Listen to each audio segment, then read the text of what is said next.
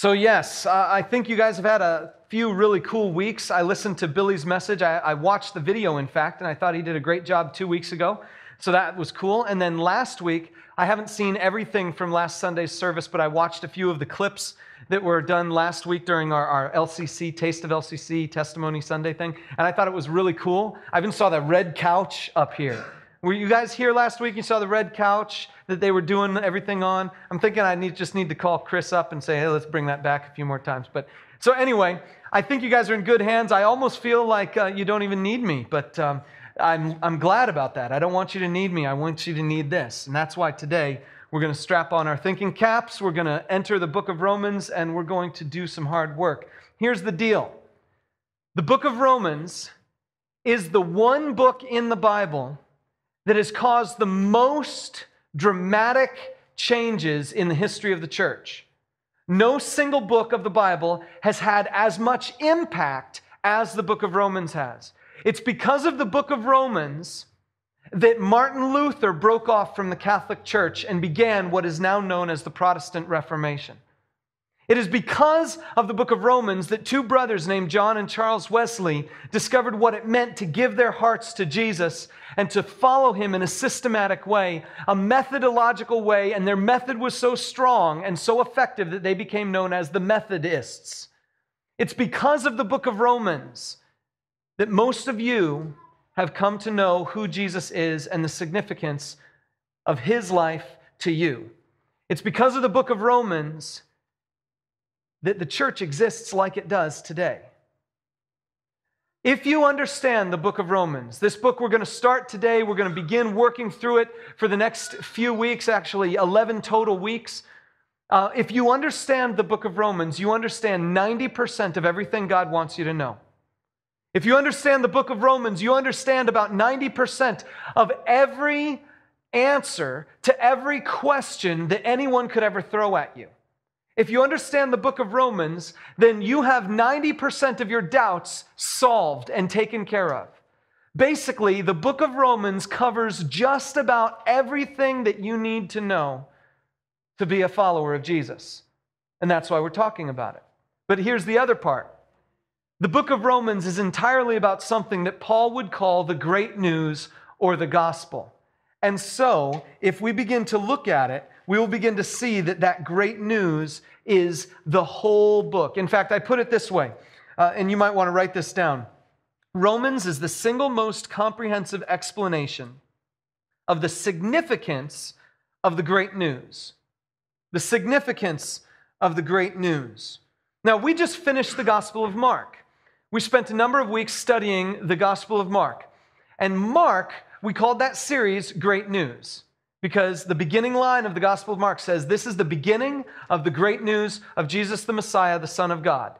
And so we called the series Great News. And we're starting a new series today, but it's still about the great news. It's just the significance of it. We're taking it a step further. So I'm calling it Take Two, and we're just going to go a little further with this thing for 11 more weeks. To set the stage, though, we have to go back and remind ourselves of what Mark was talking about. And so I wrote it down for you. This is my best summary of what Mark was teaching in his book. It's written there on your note sheet. It says this: Jesus, God's Son, exposed our spiritual helplessness, offered cleansing grace to his followers, died to pay for sin, and rose to prove it worked. That's a summary of the Gospel of Mark. Jesus, God's Son, exposed our spiritual helplessness, offered cleansing grace to his followers, died to pay for sin, and rose to prove it worked. That's my best summary of the book of Mark. Well, that's the story. That gives us the content. But what about the significance? What does it mean for your life? What does it mean for my life? Where do we go from there? If Jesus has done all this for us and we understand that, well, then what's next? And that's why we're doing a Take Two on this whole Great News series, exploring Romans. So, before we get to read verse 1, I need to set the stage for you a little bit and let you know what Romans is. A long time ago, I was applying for college. This was a long time ago, back in like 93 or something. I was applying for college, and I decided there was only one school I wanted to go to. And I realized if I wanted to only go to this one school and I was only going to apply to that one school, I better make sure I get accepted to that school. And so I got the application form at the early entry time, so you get your name in as early as possible, maybe have fewer people you're competing with. So I got the entry thing, the entry form, whatever it was, and I was beginning to write out my answers, your name, your birthday, your address, your family history a little bit. And then I got to page 2, and all of a sudden the form turned into an essay. And I was like, what is this? Well, I was applying to a small Christian college that could be selective enough that they could tell you, we want you to write us an essay about who you really are. Questions like, describe your relationship with God. Describe your family of origin. Describe your achievements in high school. And it was all essays, And so I'm sitting down at my Commodore 64 computer getting ready to type in my answers so I can print them out on my dot matrix printer. And the question came to my mind. Do I tell them what I really think of myself, or do I tell them what I think they want to hear? There's a dilemma. What do you tell someone in that situation? Because, all I need is to get accepted into the school, and then once I'm in the school, well, it's not like I'm dating them and some realization is going to come up later. Well, I thought you were like this. No, you're different. It's not like that. It's just an application. They're just going to accept me, and then once you're in, you're in. They can't really kick you out because you didn't exactly represent yourself well. But then again, it was a Christian school, and I thought, well, maybe that would be inappropriate to sort of try to fool them. And anyway, I faced the same dilemma 3 years later when I'm applying to graduate school. The same kinds of questions, and now the same kind of dilemma. Do I present myself the way I really am, or do I present myself the way I think they want to hear who I am? The way I think they want me to be? A couple years later, I was getting ready to graduate from graduate school, and now I had to fill out a resume. And some of you now are with me on this. You've filled out a resume in the last couple of years, and the age-old question shows up. All right, do I tell them about the time I was elected class president, or do I tell them about the time I was impeached? That wasn't me. I wasn't impeached. I just failed to do anything successful. Do I tell them about the time I came up with the great idea for the fundraiser, or do I tell them about the fact that no one else thought it was such a great idea and I ended up doing it all on my own? Do I tell them about the time when I said, this is the way to go when I started a project? Or do I tell them about the time when the project crashed and burned and failed? See, how I talk about myself could determine who hires me for a job. And so filling out the resume, or even when we decided we wanted to start a church and move down to Lafayette and get it going, before we came down here, I had to present a document about myself that would get approved by the group of people who were going to help us out with some money. And then later on, I had to present another document that I had to present to other people to say, okay, give us money. It was all about this project. And so how do you present yourself? You present yourself the way you really are, what's true deep down, or the way you want them to see you?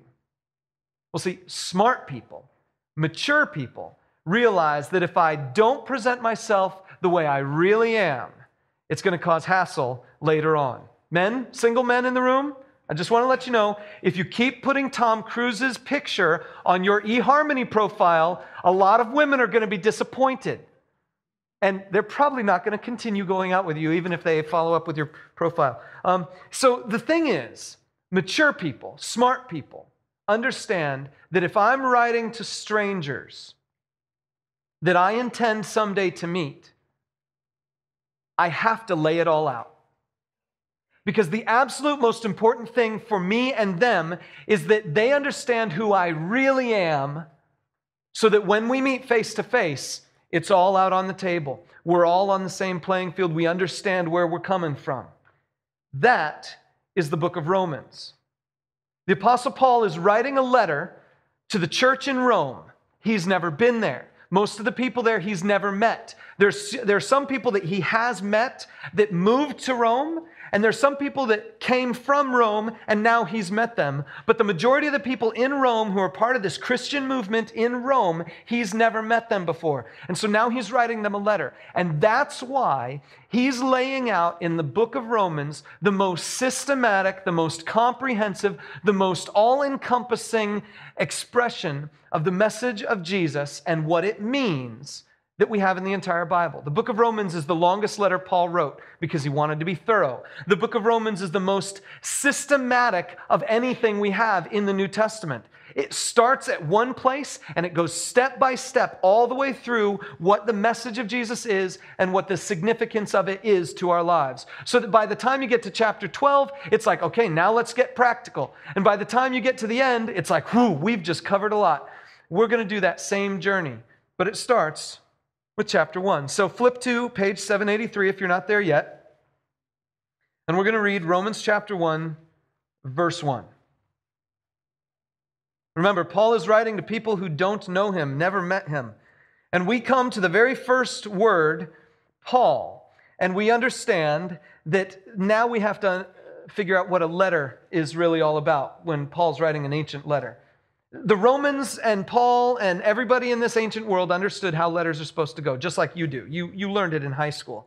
There's a body up here of address, and then there's this statement that's either dear so-and-so, or to whom it may concern, or so-and-so, colon, with two returns after that, two spaces, double space that next thing, then your paragraph of text, then at the bottom you write sincerely, or love, or best wishes, comma, unless it's a business letter, then it's a colon, and then you put your name down there at the bottom. We all understand this. That's the standard structure for a letter. So if you get a letter in the mail that doesn't look like that, you think it's an advertisement. If you get something in the mail and it looks like that, then you say, oh, this is a letter, until you begin reading, and then you say it's an advertisement. For Paul, he knows the standard letter structure for Greek goes like this. Person who's writing, just their name, with maybe one phrase describing who they are. So, Jeff, pastor. That's it. Then, right after that, to whoever they're writing to. So if I'm writing to my dad, Jeff, pastor, to dad, and then I start. That's all it is. That's the way letters begin. If you do anything more than that, you're breaking the rules. So now we open up Romans chapter 1, verse 1. Paul, a servant of Christ Jesus, called to be an apostle and set apart for the gospel of God. He says three things there. And in fact, there's a lot more that he's going to say, we're going to see in just a little bit. And he doesn't get to the 2 all the way until verse 7. So there's a lot of stuff that he gives us in the who he is section before he gets to verse 7 where he gives the to section. And then the to section lasts for a couple